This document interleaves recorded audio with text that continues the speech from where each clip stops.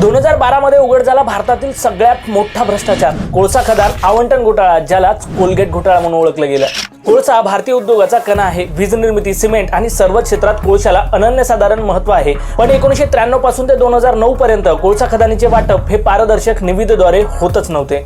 आणि 2012 मध्ये घडलं असं की कॅगने एक धक्कादायक अहवाल सादर केला। या अहवालानुसार भारतीय कोळसा खदाने बिननिविदा पद्धतीने वाटले गेल्यामुळे देशाला 1.86 लाख कोटी रुपयाचे नुकसान झाले। आणि या अहवालानुसार संपूर्ण भारतीयांच्या नजरा या स्कॅमकडे वळाल्या। आणि या कॅगच्या अहवालानुसार अनेक अशा भारतातील मोठ्या कंपन्यांना फायदा झाल्याचे समोर आले, जसे की जिंदाल, हिंडाल्को, टाटा पॉवर आणि इसार। विरोधकांनी तर त्यावेळेचे पंतप्रधान डॉक्टर मनमोहन सिंग यांना धारेवर धरण्याचा प्रयत्न केला, कारण त्यावेळेचे कोळसा मंत्रालय हे डॉक्टर मनमोहन सिंग सांभाळत होते।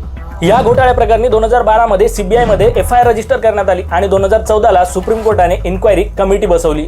2014 मध्ये सुप्रीम कोर्टाने 214 खदानांचे वाटप हे रद्द ठरवले आणि त्यानंतर भारतात कोळसा खदानाचे वाटप हे निविदा पद्धतीद्वारे केले जाते, त्यालाच आपण ऑक्शन असे म्हणतो। आणि अशाच मोर नॉलेजेबल व्हिडिओसाठी फॉलो करायला मात्र विसरू नका, कारण नॉलेजचा डोस तर इथेच मिळणार।